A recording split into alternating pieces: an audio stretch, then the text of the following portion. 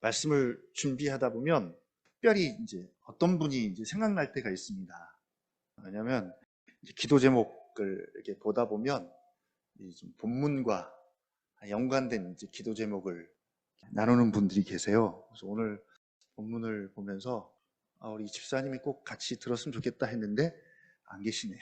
우리 지난주에 이미래 집사님 기도 제목이 이제 순종이죠. 올해 2025년 기도 제목이 순종입니다. 그래서 오늘 본문이 순종에 대한 새로운 패러다임을 우리에게 말씀하고 있는데, 오늘 본문은 새롭게 전환점이 되는 본문입니다. 이제까지는 예수님의 출생부터 공생애까지, 그리고 지난주에 앞으로의 사역에 대한 요약까지를 그냥 좀 편하게 옆에서 지켜봤다면, 오늘부터는 이제 옆에서 구경이나 하면서 구경꾼으로 계속 갈 것인지, 아니면 이제 직접 참여해서 함께 서사를 써 내려갈 것인지를 둘 중에 하나를 선택해야 하는 그런 본문입니다. 그래서 사실은 우리를 되게 고민에 빠지게 하고요, 부담스럽게 하는 내용일 수도 있습니다. 그러나 아주 중요한 내용임에는 틀림이 없습니다. 일단 우리가 내용은 익히 잘 알고 있습니다. 그동안 누가는 예수님을 전면에 내세운 다음 모든 스포트라이트가 철저하게 예수님에게만 비추게 했습니다. 그래서 예수님의 정체성과 또 사역이 어떻게 될 것인지에 대해서만 다뤄왔습니다. 심지어 메시아의 오실 길을 준비하는 세례 요한조차도 예수님 옆에 세우지 않았고요. 또 지금까지는 뭐가 없냐면 제자들도 보이지 않습니다. 예수님 단독으로 혼자 무대에 서 계셨는데 드디어 오늘부터 제자들이 등장합니다. 그리고 궁극적으로는 이 제자들이 누구냐? 우리죠. 우리입니다. 이 제자가 누가복음을 통해서 잘 세워져야 이제 사도행전에서 예수님처럼 사역을 할 수가 있습니다. 이 제자들을 통해서 우리가 누구이고 어떤 사람이고 어떤 생각을 해야 하고 어떤 일들을 해야 하는 사람인지 바로 제자들을 통해서 우리가 배울 수가 있습니다. 그러니까 제자로 부름받은 과정부터 시작해서 제자의 자세, 그리고 마음가짐, 사역, 할 것 없이 제자에 관련된 모든 것을 이제부터 이제 배우기 시작을 하는 거죠. 한마디로 제자도다라고 이야기합니다. 그리고 제자 훈련이 되겠습니다. 그래서 이제부터는 제자들을 우리가 좀 눈여겨봐야 하겠습니다. 자, 오늘이 그 첫 번째 시작입니다. 예수님의 그 권위 있는 가르침과 특히 귀신들을 쫓아내고 병을 고쳐주고 하는 소문이 갈릴리에 퍼지기 시작을 합니다. 그래서 1절부터 보니까 무리가 몰려와서 하나님의 말씀을 들을새 예수는 게네사렛 호숫가에 서서, 갈릴리 호수죠. 갈릴리 바다입니다. 그리고 호숫가에 배 두 척이 있고 어부들은 배에서 나와서 그물을 씻는지라. 밤새 조업을 마치고 와서 저녁에 다시 조업을 하기 위해서 그물을 준비하는 그런 모습을 그리고 있습니다. 그리고 3절 같이 한번 읽어보겠습니다. 3절 시작. 예수께서 한 배에 오르시니 그 배는 시몬의 배라. 육지에서 조금 떼기를 청하시고 앉으사 배에서 무리를 가르치시더니. 예. 그림이 여러분 그려지죠? 배 탄 다음에 배를 조금 육지에서 떨어지게 해서 거기서 이제 무리들을 가르칩니다. 그리고 이 배를 시몬의 배라고 소개를 합니다. 예수님이 시몬의 배에 올라탔습니다. 자, 그리고 4절 이제 말씀을 마치시고 같이 한번 읽어보겠습니다. 시작. 말씀을 마치시고 시몬에게 이르시되 깊은 데로 가서 그물을 내려 고기를 잡으라. 자, 누가는 말씀의 내용은 소개를 안 해요. 우리 입장에서는 무슨 말씀을 하셨나 그게 되게 궁금한데 내용은 없고 꼭 그 내용에 대한 반응만을 기록을 합니다. 자, 말씀을 마쳤어요. 그리고 시몬에게 이르시되 깊은 데로 가서 그물을 내려 고기를 잡으라. 이제 누가는 무리들을 향한 렌즈를 돌려서 배 주인인 시몬에게 돌립니다. 그리고 이제부터는 예수님과 시몬에게 모든 시선이 집중이 됩니다. 그리고 갑자기 깊은 데로 가서 그물을 내려 고기를 잡으래요. 어떻게 보면 좀 뜬금없는 그런 내용입니다. 자, 5절 시몬의 반응이죠. 한번 같이 읽겠습니다. 시작. 시몬이 대답하여 이르되 선생님 우리들이 밤이 새도록 수고하였으되 잡은 것이 없지만은 말씀에 의지하여 내가 그물을 내리리이다 하고. 예. 아직까지는 누가가 베드로로 소개하지 않고요 시몬으로 소개합니다. 시몬입니다. 그래서 시몬이 대답하여 이르시되 우리들이 밤이 새도록 수고하였으되 잡은 것이 없지만은 말씀에 의지하여 내가 그물을 내리이다 하고, 또 6절에 보니까 그렇게 하니, 실천까지 그렇게 합니다.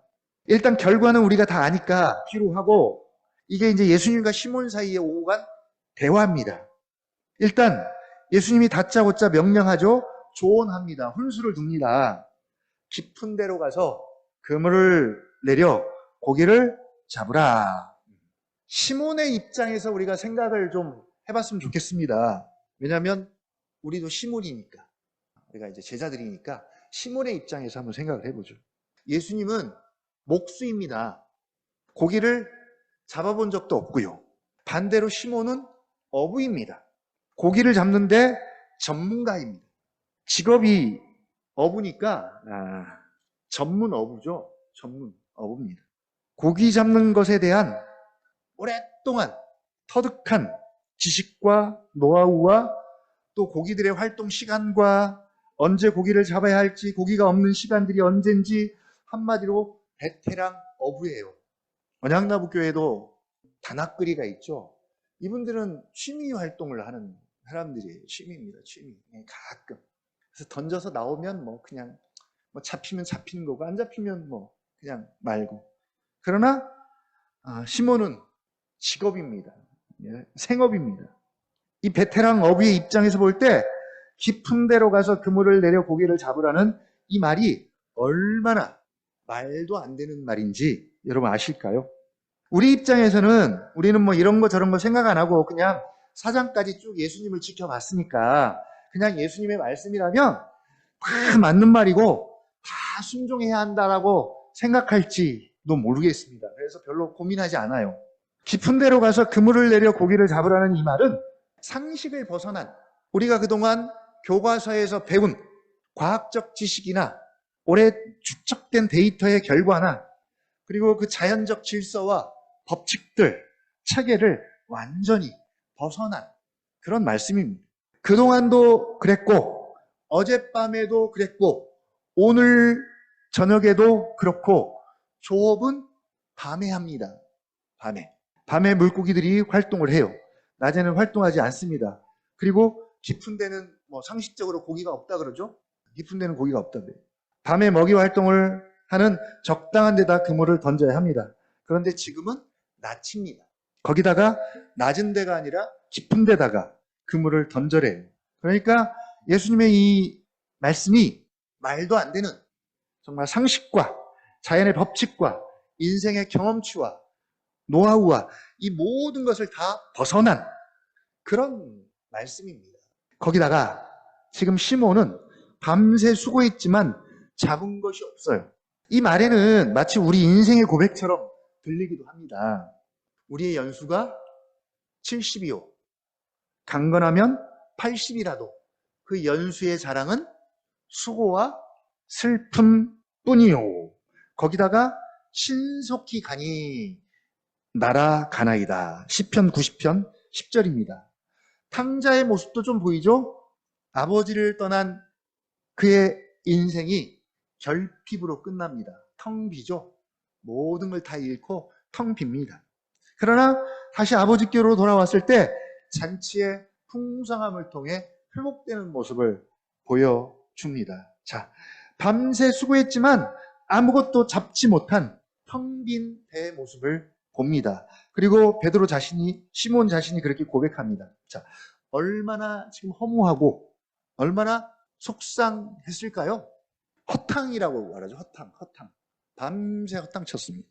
아마 기분이 정말 별로였을 거예요. 그런데다가 거기다가 말도 안 되는 조언, 훈수, 명령이라고 해도 좋습니다. 명령을 합니다. 우리 같으면 뭐라고 반응했을까요? 어부의 입장에서는 정말 미친 짓입니다. 미친 짓.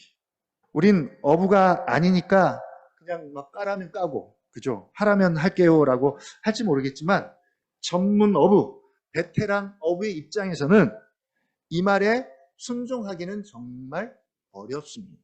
어려운 정도가 아니라 이건 불가능한, 하기 싫은 그런 순종입니다.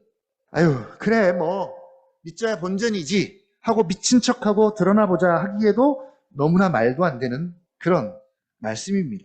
그러나 일단 베드로는 선생님, 우리들이 밤이 새도록 수고했을 때 잡은 것이 없지만은 아직까지는 선생님이라고 호칭해요. 선생님, 아직까지는 선생님. 아직까지는 예수님이 선생님이에요. 그리고 베테랑 어부인 자신들조차도 고기 잡기가 얼마나 어려운지 자신들의 상태를 이야기한 후 못 잡았지만 그냥 말씀에 의지해서 내가 그물을 내리리이다. 예, 그렇게 그리고 실제로 합니다. 6절에 보니까 일단 이 그림만 보면 되게 아름다워요. 아름답습니다. 말씀에 의지하여 내가 그물을 내리리이다. 순종하겠습니다. 말씀만 하시면 그 말씀에 순종하겠습니다. 그랬더니 만선의 복을 받은 거죠. 순종했더니. 근데 어떤 말씀입니까? 여기서 중요한 것은 어떤 말씀이냐라는 거예요. 그냥 말씀이 아니라 어떤 말씀이냐는 것이죠. 베드로가 말씀에 의지하여라고 할 때 이 말씀은 깊은 데로 가서 그물을 내려 고기를 잡으라는 말씀입니다. 이 말씀에 의지하여. 베드로가 이 말씀에 의지하여 그물을 내리려면 자신이 그동안 고기 잡아온 지식들, 자기만의 전문 노하우, 경험치들, 어부로서 다져온, 그 다음에 살아온 모든 것을 다 내려놓아야 됩니다. 오 목사님이 내려놓아야 된다는 말씀 굉장히 많이 강조하죠. 내려놓아야. 부인해야 가능합니다. 이게 가능할까요? 70년, 60년 살아가지고 겨우 하나 깨달았어요. 야, 그냥 살아보니 인생이 이거야 라고 했는데 그것마저도 내려놓으라는 거죠. 그것마저도. 서당계 3년만 돼도 풍어를 얻는데 평생을 어부로 살아왔다면 얼마나 고기 잡는데 이력이 났겠어요. 그럼 다른 직업도 마찬가지입니다. 그냥 어부이니까 그냥 어부에 대해서 이야기하지만 다른 직업도 마찬가지입니다. 근데 예수님 목수잖아요. 그런 쪽이었다면 모르겠습니다. 근데 목수가 베테랑 어부에게 물고기 잡는 법을 가르치고 있습니다. 그러니까 사실 이 베드로가 이 말에 순종하기는 불가능에 가까운 그런 순종입니다. 그럼에도 불구하고 말씀에 의지하여 내가 그물을 내리리이다 순종합니다. 자, 사실 이미 예수님께서는 시몬의 마음 안에서 이미 일하기 시작하셨습니다. 4장에서 예수님이 누구의 집에 갑니까? 시몬의 집에 들어가셔서 시몬의 장모의 중한 열병을 말씀으로 고치셨습니다. 그리고 그의 가르침도 들었고요. 그래서 아직은 이렇다 저렇다 확신은 없지만 그에게 예수님은 평범 이상은 되는 것 같아요. 그래서 말씀대로 그렇게 합니다. 그랬더니 만선의 기적을 경험합니다. 그런데 누가가 보여주고 싶은 것은 이것이죠. 8절로 한번 가보겠습니다. 시작. 시몬 베드로가 이를 보고 예수의 무릎 아래에 엎드려 이르되 주여 나를 떠나소서 나는 죄인으로소이다 하니 드디어 시몬을 시몬이라 하지 않고 뭐라 불러요 이제? 시몬 베드로라는 이름을 붙여줍니다. 베드로의 반응입니다. 다짜고짜 예수의 무릎 아래 엎드립니다. 뭐라고 반응해요? 이르되 주여 나를 떠나소서 나는 죄인이로소이다. 예. 왜 갑자기 이런 반응을 보일까요? 일단 예수님에 대한 호칭이 바뀌죠. 좀 전에는 선생님이었는데 이제는 주여입니다. 이제는 선생님이 아니라 주, 여호와 하나님, 메시아입니다. 예수님의 신성을 본 거죠. 예수님의 신성 앞에서 예수님의 하나님 되심과 거룩하신 하나님 앞에서 자신의 죄인된 모습을 본능적으로 직감하고 알게 된 것입니다. 우리가 하나님을 아는 지식을 말하고 하나님의 임재 앞에 서야 하는 이유, 늘 하나님의 임재 의식 속에 살아야 하는 이유가 바로 이것입니다. 그래야 우리 자신을 제대로 정확하게 알고 볼 수 있기 때문입니다. 우리가 막 여러 가지 이론과 지식들 가지고 우리는 죄인입니다, 우리는 이렇습니다, 우리는 저렇습니다라고 이야기하지만 가장 확실한 것은 하나님의 거룩하심 앞에 서면 우리의 초라함과 죄인된 모습을 본능적으로 안다는 것이죠. 그래서 과거 믿음의 선배들이 부흥을 그토록 원했던 이유 중에 하나는 바로 이것입니다. 부흥이 임하면 그 첫 번째 반응이 하나님의 임재 앞에서 자신의 죄인된 모습을 보고 그래서 영적으로 각성되고 회개하는 일들이 빈번하게 부흥의 현장에서 일어났습니다. 부흥을 바래서 무슨 대단한 은사와 특별한 경험을 얻기 위한 것이 아니라 하나님의 임재 의식으로 충만해지기 때문입니다. 그러면 거룩하시고 의로우신 하나님 앞에서 자신의 모습을 보기 때문에 인간의 교만이 설 자리가 없는 것이죠. 그러나 반대로 하나님 없는 곳에서 인간이란 늘 하나님 자리를 대신합니다. 그래서 교만합니다. 얼마나 교만합니까? 우리도 틈만 나면 얼마나 교만해져요. 하나님 자리에 가서 앉습니다. 시몬 베드로가 예수님의 하나님 되심을 알고 반대로 자신의 죄인됨을 고백합니다. 그러니 나를 떠나소서. 두려워서 그런 것이죠. 놀라워하고 또 두려워하는 그들에게 10절 뭐라고 말씀하십니까? 10절 한번 같이 읽어보겠습니다. 10절 시작. 세베대의 아들로서 시몬의 동업자인 야고보와 요한도 놀랐습니다. 예수께서 시몬에게 이르시되 무서워하지 말라. 이제부로는 내가 사람을 취하리라 하시니 사람을 낚는 어부가 되리라. 사람들의 어부가 되리라 하시니 바로 예수님의 선언입니다. 권위와 권세와 능력을 가지신 예수님의 위엄 있는 선언이자 부르심입니다. 이 부르심 앞에 베드로와 친구들의 반응입니다. 11절이죠? 뭐라고 반응합니까? 11절 시작. 그들이 베드를 육지에 대고 모든 것을 버려두고 예수를 따르니라. 아멘. 이 11절이 되게 심플하고 해피엔딩처럼 보이는데 이게 우리에게 적용을 하면 사실은 되게 피곤해지고 고민이 많아져요. 걸리죠? 어느 부분이 여러분 걸리십니까? 어느 부분이 걸리세요? 모든 것을 버려두고 예수를 따르니라. 아주 극단적인 묘사입니다. 근데 누가복음이 제자들을 부르시는 과정을 보면 다 한결같이 이렇게 표현을 해요. 되게 즉각적으로. 머뭇거림이나 망설임이나 이런 것들이 전혀 보이지 않습니다. 이제 오늘부터 이 본문에 따라 우리도 제자도에 대해서 이제 깊이 생각하고 도전해 봐야 합니다. 오늘 본문을 통해서 예수님은 시몬의 삶에 찾아가서 시몬에게 만선의 기쁨을 주기 위해 오신 것도 아니고 고기가 어디에 많이 있는지 알고 고기 잡는 법을 가르쳐주기 위해서 온 것도 아닙니다.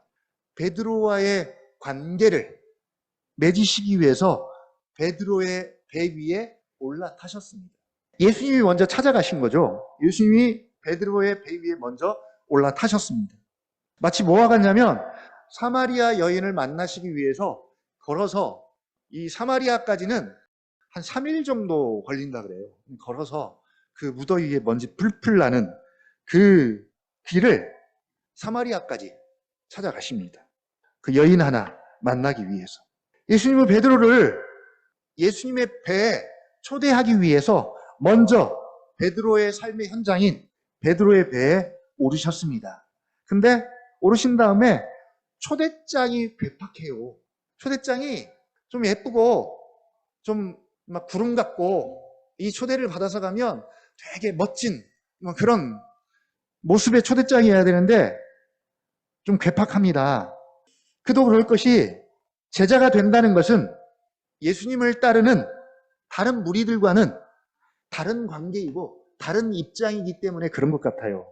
제자가 된다는 것은 예수님처럼 생각하고 예수님처럼 행동하고 예수님과 같은 목적과 같은 목표와 같은 뜻을 가지고 예수님화 되어야 하기 때문에 그래서 뭐 작은 예수다 그렇게 표현도 하는데 그래서 아무나는 아닌 것 같아요. 아무나는.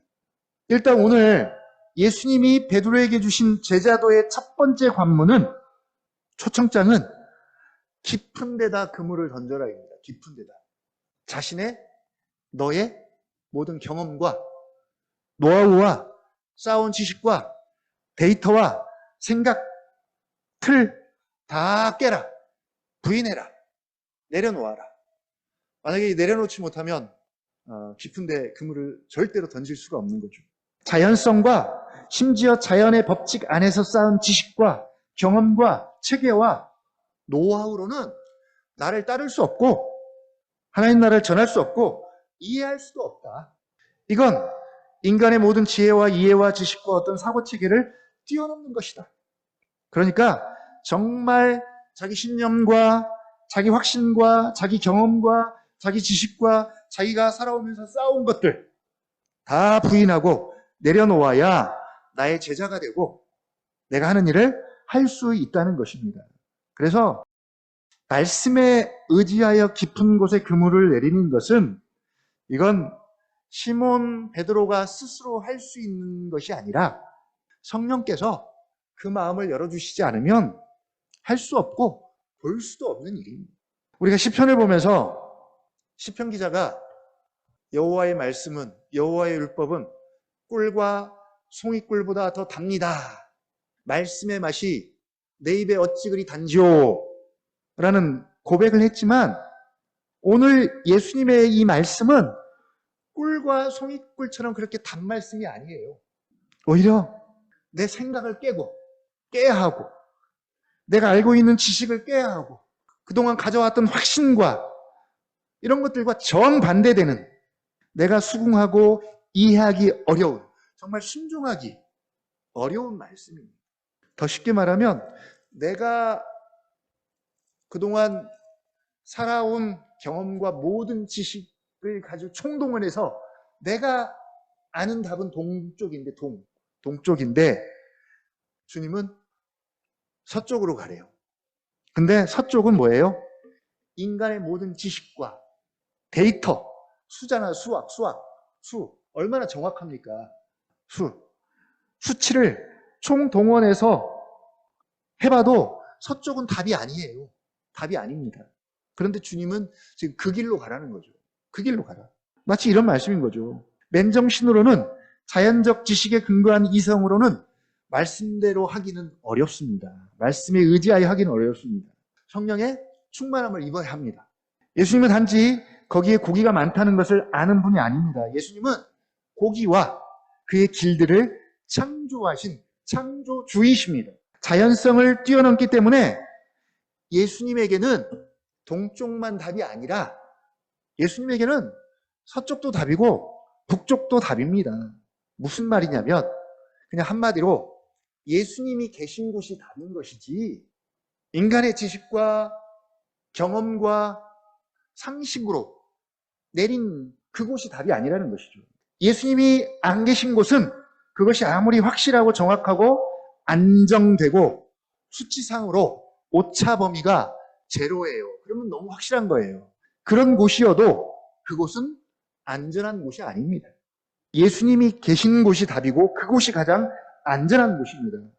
결국 시몬 베드로와 동료들은 예수님이 누구신지 아니까 반응이 그거예요. 진주를 발견한 사람처럼 모든 재산을 팔아서 진주가 감추어진 밭을 산 겁니다, 지금. 그냥 한 치의 망설임도 없이 모든 재산을 팔아서 진주가 묻어있는 밭을 산 거예요. 그래서 모든 것을 버려두고 예수를 따르니라. 이렇게 아름답게 마무리가 됩니다. 그리고 우리에게 질문합니다. 뭐라고요? 너는 어떡할래? 여러분 어떻게 하시겠습니까? 두 가지의 따름이 존재합니다. 계속 두 부류의 따름이 있어요. 하나는 무리들로서, 무리들도 예수님을 따라가요. 계속 예수님을 따라다니는 사람들이 있습니다. 예수님의 그 기적이 베풀어지는 현장과 가르침의 현장 속에 계속 무리들이 따라갑니다. 예수님의 유명세를 듣고 예수님을 따라다닙니다. 그리고 오늘 제자들이 등장하고 또 이들이 예수님을 따라가는데 무리들과 다른 점은 뭡니까? 예수님이 그들을 선택하셨고 그들과 1대1의 만남과 관계를 맺었다는 거예요. 그러니까 제자들의 따름은 전인격적인 관계를 전제한 따름입니다. 요즘 사람들이 깊은 관계를 싫어하는 것 같아요. 그냥 참견인으로서 그냥 옆에서 지켜보는 것을 되게 좋아합니다. 그러니까 요즘 그 예능 프로그램들이 다 그런 것 같아요. 옆에서 참견하고 참관하면서 그들이 하는 생활을 보고 그냥 한마디씩 훈수두면서 평가하고 논평하는 것이죠. 자기는 그렇게 살지 않아도 돼요. 그냥 옆에서 그냥 지켜만 보면 돼요. 쉽습니다. 아무 책임감도 없고 그냥 웃으면서 보면 되니까. 그러니까 우리도 이렇게 성경을 흘러가는 대로 그냥 참견인으로 보면 편하죠. 편합니다.